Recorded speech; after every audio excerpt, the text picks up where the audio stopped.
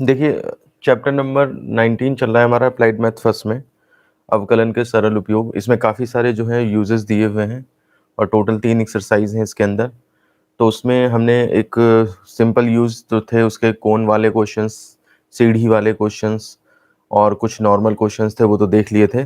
अब इसका एक और टाइप आता है जिसमें कि हमें वेग तथा त्वरण निकालना होता है।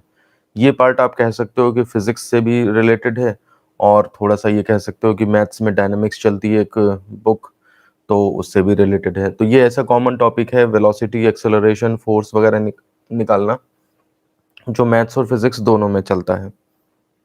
तो हमें इसमें वेलोसिटी और एक्सेलरेशन निकालने के कुछ कांसेप्ट्स देखने हैं। तो सिंपल से कांसेप्ट्स हैं, मैं आपको बता देता हूँ और थोड़ा-सा मैथमेटिक्स एडवांस में लगा देंगे उसमें, तो 1-2 फॉर्मूले और नज़र आने लगेंगे आपको। जैसे मान लिया सपोज़ करिए हम फिज़िक्स में अगर बात करें, तो फिज़िक्स में विस्थापन यानी कि विस्थापन अगर है मेरे पास, विस्थापन, तो उसे ज़्यादातर एस से शो करते हैं, ठीक है ना? या विस्थापन को इंग्लिश में कहते हैं डिस्प्लेसमेंट, तो इसको हम एस से शो करते हैं। और फिर कहा जाता है कि अगर वेग निकालना है, आपको वेलोसिटी निकालनी है, तो delta S over delta T, ये आपका फॉर्मूला जो है फिज़िक्स में बन जाता है। विस्थापन अपॉन समय अंतराल, कितना बॉडी डिस्प्लेसमेंट हुआ है उसका, जैसे उसकी पोजीशन सपोज पहले S1 थी, फिर डेल्टा टी टाइम में चल करके वो S2 पे पहुंच गया, तो कितना ये हो गया चेंज, तो डेल्टा एस हो गया। Delta S over delta T कर दो तो वेलोसिटी मिल जाती है आपको, ठीक है। ये चीज़ तो होती है फिजिक्स में। अब मैथ्स में जब आओगे आप, तो मैथ्स में जो है वो इसी चीज़ को माइन्यूटली निकाल दें। फिजिक्स में भी देखिए ये चीज़ बताई जाती है कि ये जो आपकी वेलोसिटी आती है ये एवरेज वेलोसिटी आती है, और अगर आप इसमें limit delta T tends to zero ले लें, याद करिए, सुना होगा आपने, ज़रूर सुना होगा, तो ये आपकी इंस्टेंटेनियस वेलोसिटी बन जाती है। ये आपके पास ये फॉर्मूला है जो एवरेज वेलोसिटी बताता है। जैसे 1 घंटे में आप यहाँ से यहाँ पहुँच गए, बीच में रुके, चाय पानी किया, नाश्ता किया, खाना किया, लेकिन आप सारा का सारा टाइम और सारी की सारी डिस्टेंस डिवाइड कर दो, आपके पास 1 घंटा निकल के आया, 1 घंटे में आप 100 किलोमीटर पहुँच गए, तो इसका मतलब 100 किलोमीटर पर आवर स्पीड हो गई। लेकिन ये इंस्टेंटेनियस वेलोसिटी होती है, यानी कि velocity at a particular instant, इसे कहते हैं तब तात्कालिक वेग। तात्कालिक वेग या फिर इसको कहते हैं तात्क्षणिक वेग, या इंग्लिश में कहते हैं इंस्टेंटेनियस तात्क्षणिक वेग, या इंग्लिश में इंस्टेंटेनियस वेलोसिटी। ये तो फिजिक्स में ही आपने पढ़ा है, यहाँ पे हम कोई नई चीज बताने वाले नहीं है। तो limit delta T tends to delta S upon delta T, यही चीज आपकी बन जाती है जाकर के वेग का हमारे लिए यहाँ पर जो फॉर्मूला है v equal to D S over D T, ठीक है। तो जैसे फिजिक्स में हमने पढ़ा है उसी काम का, उसी को रिजल्ट को, इसी चीज को limit delta T tends to zero जब कह देते हैं तो यही आपका D S by D T बनने लगता है। वही फॉर्मूला हमने उठा करके यहाँ पे कॉपी मार दिया है। तो वेलोसिटी के लिए जो फॉर्मूला है वो D S upon D T होता है। आपको क्वेश्चंस कैसे आएंगे कि S is equal to something 3t² plus 2t, इस तरह से दिया है, प्लस 5, और कहेगा वो आपसे कि इसका वेग बताओ at T is equal to 1 second पे, वेग बताओ। तो आप क्या करोगे, इसको पहले D S by D T कर लोगे, तो D S by D T करने से वेलोसिटी आ जाएगी समथिंग टी समथिंग में आ जाएगी। अब आपको 1 सेकेंड पे वेलोसिटी चाहिए, तो D S upon D T at T equal to 1 second, तो ये इज इक्वल टू जहां जहां टी है आप वो वैल्यू पुट कर दोगे, तो आपके पास वेलोसिटी आती चली जाएगी। एक्चुअली ये इक्वेशन है डिस्प्लेसमेंट बताने के लिए, आप जितना भी टाइम पुट करते जाओ डिस्प्लेसमेंट आता जाएगा। ये इक्वेशन बन जाएगी वेलोसिटी निकालने के लिए, आप जितना टी पुट करना चाहो कर दो, उतने पे आपको वेलोसिटी मिल जाएगी। पर ऐसा कभी मत करिएगा कि आपने यहाँ यहीं पे पहले t1 पुट कर दिया और t1 पुट करने के बाद पता लगा जो भी निकला और उसको डिफरेंशिएट करोगे। t1 यहाँ पुट कर दोगे अगर, तो फिर कांस्टेंट वैल्यू आ जाएगी, फिर उसके बाद डिफरेंशिएशन करोगे तो हमेशा जीरो आएगा। तो इसलिए t तब पुट करना है, जो चीज निकालनी है वहां पे पहले आप पहुंच जाइए। आपको डिस्प्लेसमेंट चाहिए t इक्वल टू 1 पे, तो यहीं पे ठीक है डाल दीजिए, ये फंक्शनल वैल्यू है और यहाँ पर आप वैल्यू डाल दीजिए। लेकिन अगर आपको वेलोसिटी चाहिए तो पहले आप डिफरेंशिएट करके वेलोसिटी पे पहुंचेंगे और फिर वहां पे तब देखेंगे जाके कि क्या करना है, कैसे करना है। तो ये आपके पास वेलोसिटी का कंसेप्ट होता है। मुझे बताइए कोई प्रॉब्लम तो नहीं है। अब देखिए त्वरण से रिलेटेड क्या फॉर्मूला होता है, एक्सेलरेशन से रिलेटेड फॉर्मूला क्या है कि आप change in velocity upon change in time, यानी कि dv अपॉन dt अगर कर दें तो इससे आपको एक्सेलरेशन मिल जाता है, ठीक है। ये फिजिक्स से जानते हैं हम, इसमें कोई नई बात नहीं है।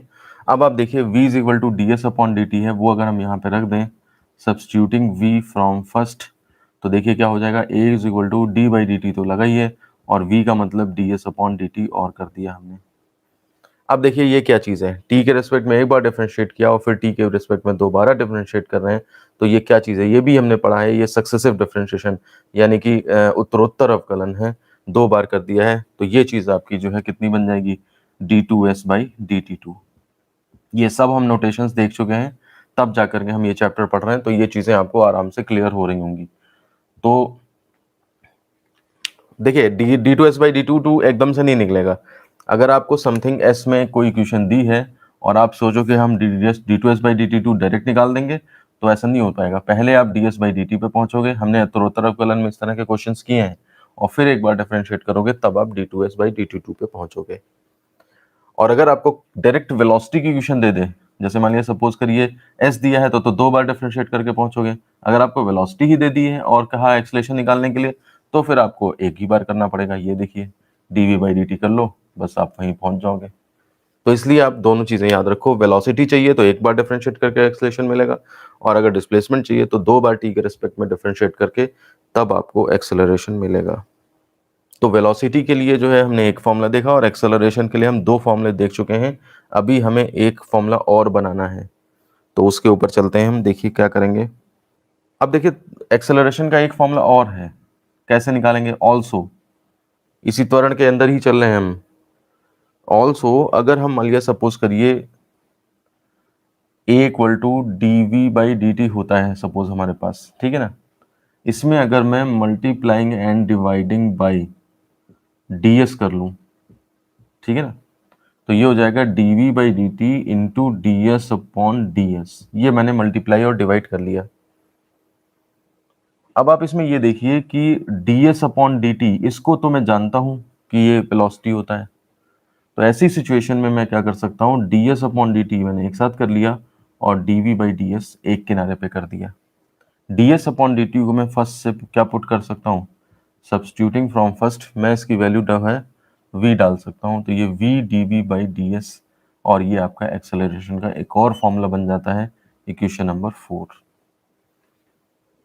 इसकी ज़रूरत ज़्यादातर तब होती है जब हम, आपने अगर अगर कभी देखा हो कि इक्वेशंस ऑफ मोशन डिराइव करते हैं, जब v square v equal to u plus a t, v square equal to u square plus 2s, या फिर s equal to u t plus half a t square, तो जब तीसरे वाले relation v square equal to u square plus 2s derive करते हैं, तो पहले एक्सेलरेशन को इस फॉर्मेट में कन्वर्ट करते हैं और तब इसके बाद स्टार्ट करते हैं। तो एक्सेलरेशन को आप सिचुएशन वाइज 1, 2, 3 तरीके से निकाल सकते हैं। नोट कर लीजिए, मुझे बताइए कोई प्रॉब्लम तो नहीं है।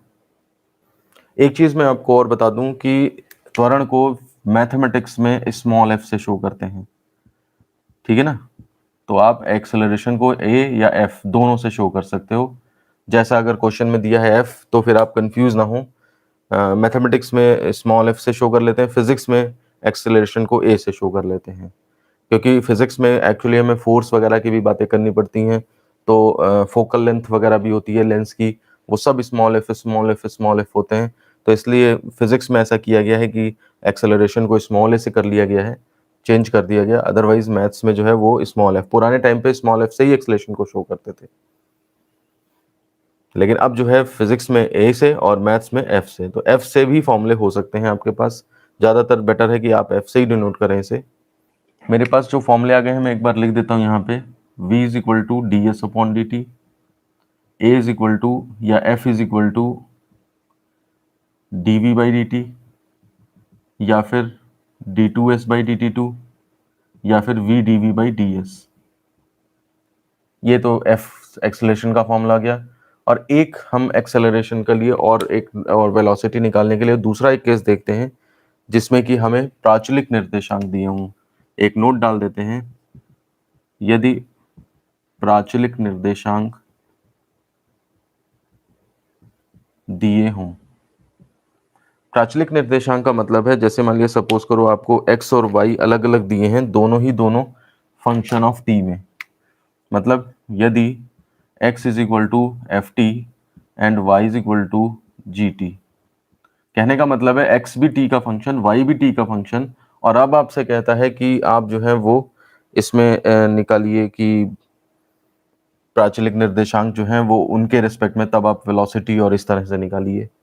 एक्स अलग दिया है, वाई अलग दिया है, तो उस केस में क्या करेंगे, तो ऐसी अवस्था में, ऐसी स्थिति में,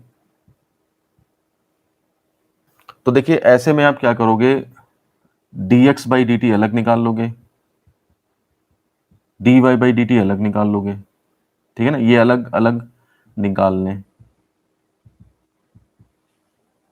तो ये जब दो पार्ट हमारे पास आ जाएंगे, तो एक तरह से आपका वेलोसिटी जो है वो आपके कहने का मतलब ये है कि ऐसे समझिए एक्स वाई एक्सिस थी, हमारे पास एक्स डायरेक्शन में अलग कंपोनेंट दिया था, वाई डायरेक्शन में अलग कंपोनेंट दिया था, आपने dx बाई डी टी निकाला तो इसका मतलब इस डायरेक्शन में वेलोसिटी आ गई, dy बाई डी टी निकाला यानी कि इस डायरेक्शन में वेलोसिटी आ गई। अब आप देखिए वेक्टर में कैसे ऐड होते हैं, आपके पास वेलोसिटी के दो कंपोनेंट हैं, दोनों 90 डिग्री पे हैं, अगर आप इनको ऐड करेंगे समांतर चतुर्भुज का नियम लगा के तो इस तरह से हो जाएगा, और नहीं तो r is equal to under root a square plus b square plus 2ab cos of theta, ये वाला फॉर्मूला अगर लगा दें तो देखिए इनके बीच में एंगल 90 है, तो 90 डाल दीजिए यहाँ पे, तो under root a square plus b square plus 2ab cos 90 यानी 0। कहने का मतलब है केवल इतना फॉर्मूला बचेगा। थोड़ा सा फ्रेम में नहीं आ रहा है, मैं ऊपर से समझा देता हूँ इसको। देखिए फॉर्मूला यहाँ पे होता है रिजल्टेंट का, r is equal to under root a square plus b square plus 2ab cos of theta. अगर दो वेक्टर दिए हैं, वेक्टर चैप्टर में आपने फिजिक्स में भी पढ़ा है, तो उनका रिजल्टेंट कितना होता है, under root a square plus b square plus 2ab cos theta. Theta 90 degree पे है, एक्स एक्सिस और वाई एक्सिस जो है 90 डिग्री पे होती हैं, तो ये 0 हो जाएगा, तो बचेगा क्या, under root a square plus b square. तो मैंने जब ऐसी स्थिति में जब मैंने dx बाई डी टी और dy बाई डी टी निकाल लिए, यानी कि dx बाई डी टी इस direction velocity, dy by D T इस डायरेक्शन वेलोसिटी, तो रिजल्टेंट वेलोसिटी कैसे निकलेगी, तो ऐसी केस में वेलोसिटी निकलेगी अंडर रूट इनका स्क्वायर यानी कि dx बाई डी टी का square plus dy by D T का स्क्वायर, ये इस तरह से। ये आपके पास वेलोसिटी निकालने का फॉर्मूला आएगा जब आपके पास प्राचलिक निर्देशांक दिए हों। वेग और त्वरण पे वैसे क्वेश्चंस कम आए हैं, बहुत पहले आए हैं, लेटेस्ट में तो नहीं आए हैं, लेकिन आसान है, हो सकता है एक आध नंबर में पूछ दें। मल्टीपल जो ये ऑब्जेक्टिव क्वेश्चंस होते हैं तो फिर आपके कटने नहीं चाहिए नंबर, पता लगता आसान चीज से कट जाए नंबर आते हुए भी। और इसका जो लास्ट पार्ट बचा है, जो अगले अगले वीडियो में चलेगा, अगले क्लास में चलेगा, तो वो जो है उससे बोर्ड में आते हैं क्वेश्चंस।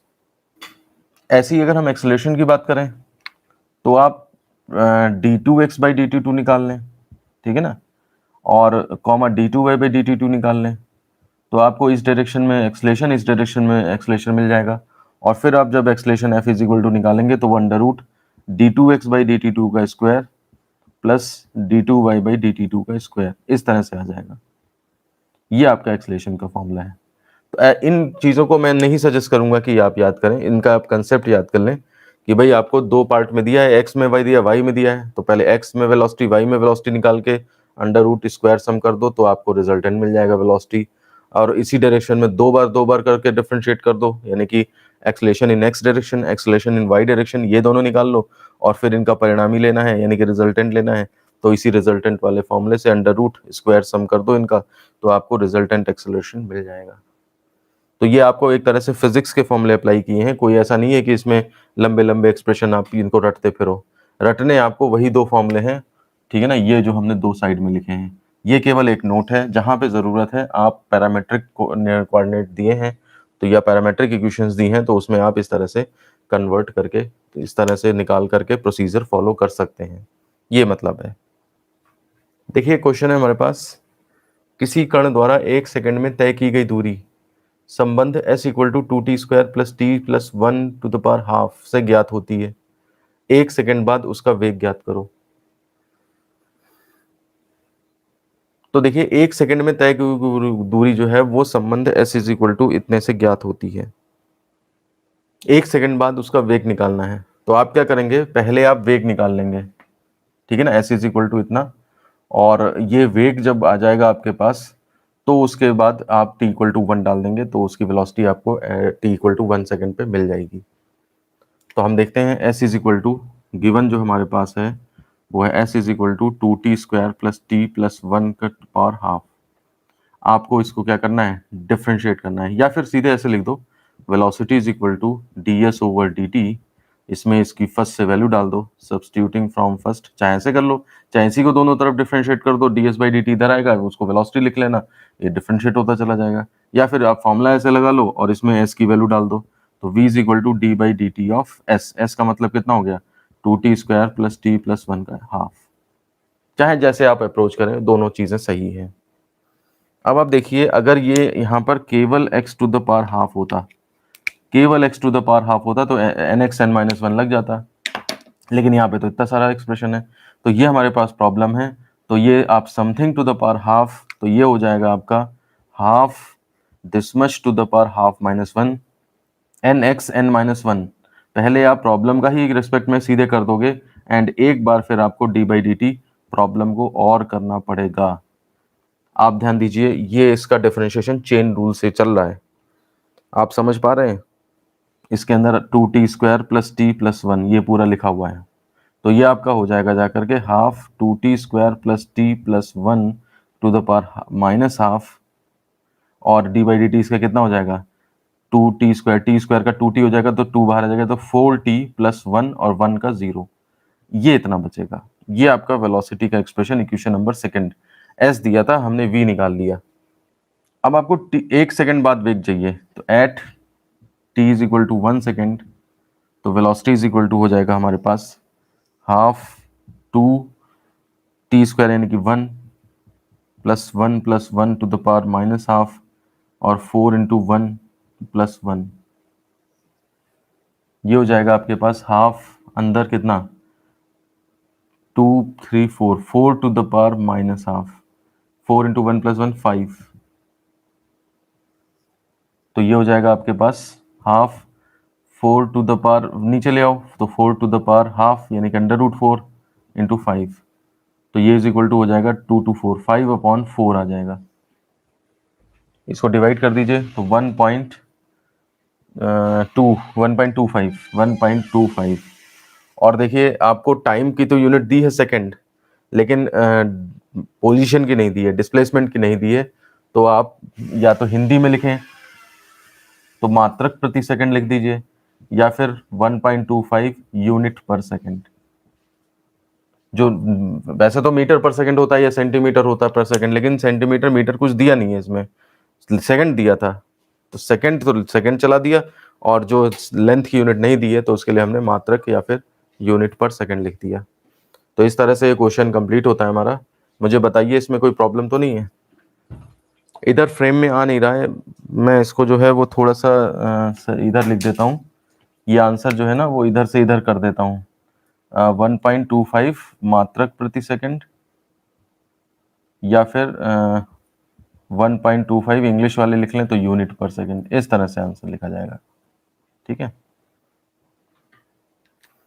तो ये तो देखिए सिंपल टाइप के क्वेश्चन होते हैं जिसमें एक्सप्रेशन दे देते हैं और आपको वेलोसिटी पूछ लेते हैं। अगर अभी यहाँ पे एक्सेलरेशन पूछता तो हम एक बार जो वेलोसिटी आई थी ये वाली, इसको एक बार और डिफरेंशिएट कर देते तो हमें एक्सेलरेशन मिल जाता, फिर 1 सेकंड बाद पूछता है, ये 5 सेकंड बाद पूछता है, मतलब एक्सप्रेशन देके आपको इस वेलोसिटी निकालने को बोल दे या एक्सेलरेशन निकालने को बोल दे, ठीक है ना, और फिर उसके बाद किसी पर्टिकुलर टाइम पे इनकी वैल्यूज निकलवाए, ये सिंपल क्वेश्चन होते हैं।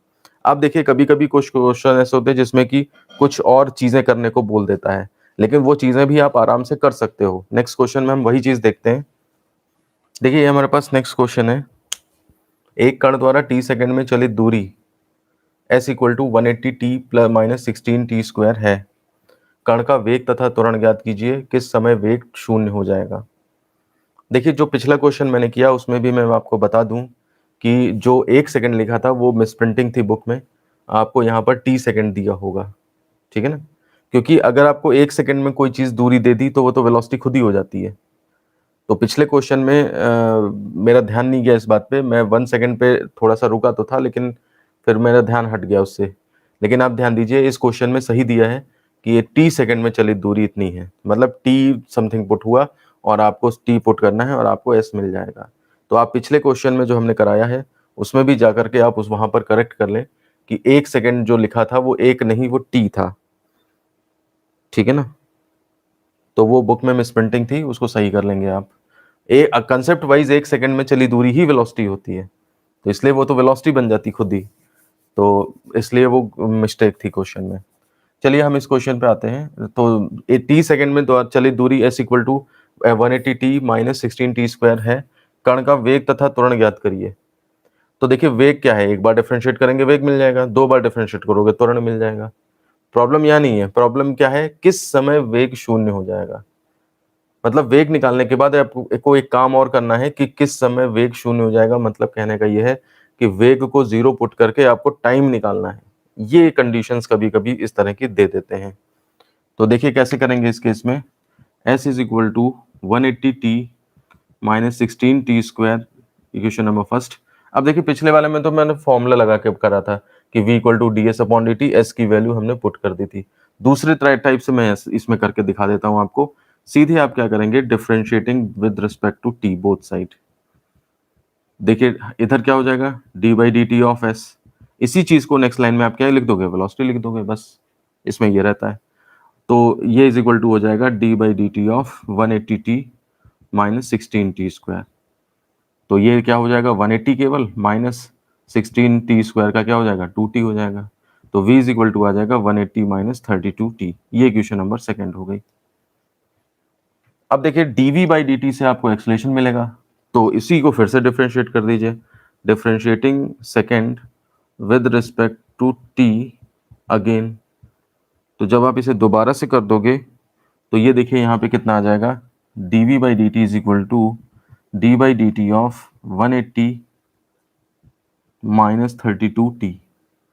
तो ये हो जाएगा इसका 0 माइनस 32t का 1 हो जाएगा, यानी कि एक्सलेशन जो है आपका यही चीज एक्सलेशन है, माइनस 32 आ जाएगा, इक्वेशन नंबर थर्ड। तो कहने का मतलब देखिए f में तो t आया ही नहीं, गायब हो गया। इसका मतलब ये क्या है, ये कांस्टेंट एक्सेलरेशन से चल रहा है।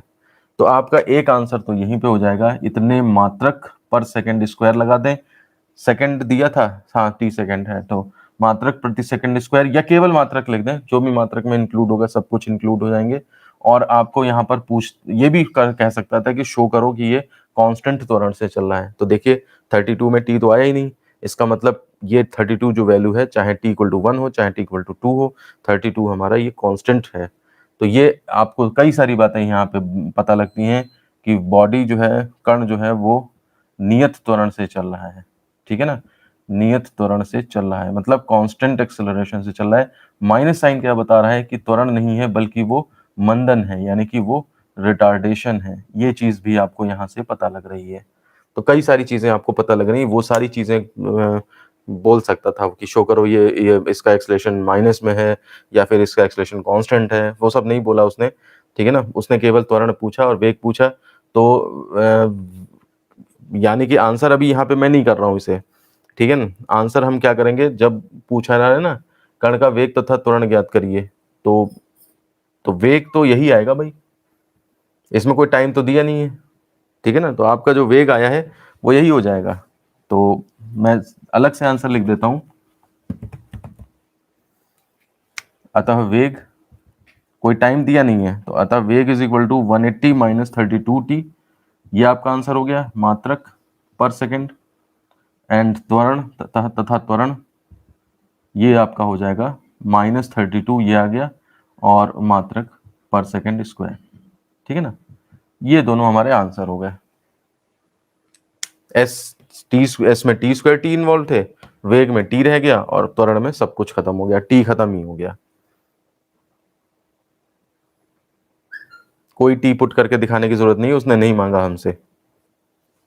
अब देखिए कह रहा है किस समय वेग शून्य हो जाएगा। वेग का एक्सप्रेशन ये आया आपके पास, किस समय ये शून्य हो जाएगा। आप अगर जीरो यहां डालें तो देखिए टी कैलकुलेट हो जाएगा, यानी कि उतने टाइम पे वेलोसिटी जीरो हो जा रही है। तो वेग शून्य के लिए, अब मैं यहाँ पे इसको मिटा देता हूं, आप इसे नोट कर लीजिएगा।